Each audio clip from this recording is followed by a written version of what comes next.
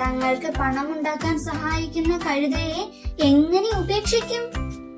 ഏതു വിധേനയും കഴുതയെയും തുണിയും വീട്ടിലെത്തിച്ചേ മതിയാകൂ.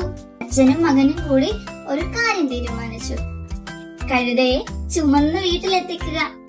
ഇരുവരും ചേർന്ന് കഴുതയെ ചുമലിലെടുത്ത് തുണിക്കെട്ടുകളുമായി കഷ്ടപ്പെട്ട് നടക്കാൻ തുടങ്ങി. പോകുന്ന വഴിയിൽ ഒരു വലിയ തോടുണ്ട്. ആ തോടിന് കുറുകെയുള്ള വീതി കുറഞ്ഞ മരപ്പാലം കയറി വേണം അവർക്ക് വീട്ടിലെത്താൻ. തോടിന്റെ മറുപുറത്തെത്താനായി അവർ പാലത്തിൽ കയറി. പാലത്തിന്റെ മധ്യഭാഗത്തെത്തിയപ്പോൾ കഴുത ഒരു കുസൃതി കാണിച്ചു. അവൻ തന്റെ ശരീരം ശക്തിയായി കുടഞ്ഞു.